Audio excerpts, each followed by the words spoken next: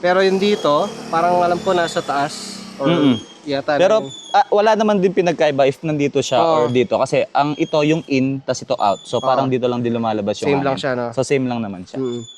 Tapos ito yung uma, syempre yung downdraft niya. Ano, ang linis na loob. Yun nga lang, ang problema dito sa mga gantong setup, kamukha nung sa atin, wala kang malalagay talaga sa loob, no? Meron wala kang- konti, baka mahulog lang, sayang. Much better na siguro wag maglagay na Wag lang. na. Baka pumasok mo, oh. Mm-mm. Sipsipin ng throttle body. Tapos balak niya palang maglagay ng acrylic, no, Oo. boss? Actually, meron na siyang acrylic noon, nabasag lang.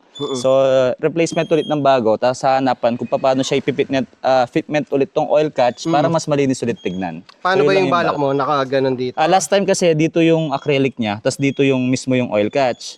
So bigla kasi siyang nabasag dahil dun sa nakabisagra kasi siya. So yung acrylic ko, tinataas ganun lang siya. So ngayon, ang balak ko, hanapan na lang siya ng magandang pwesto dito sa loob or if ever, balik na lang ulit dito pero hindi na siya ibibisagra. Tapos may nakita kasi ako parang yung kay Aerox Swift ng Manila, solid din yun, mga kargado boys din. May mga nilagay silang acrylic na mahaba dito, pangharang lang dun sa acrylic. So wala na siyang babasagin or tatabasin dun. Parang yun lang yung pinaka-suporta niya para hindi gumalaw yung So kahit konti pa naman nung pwede nang gamitin yung U-box. Ayun.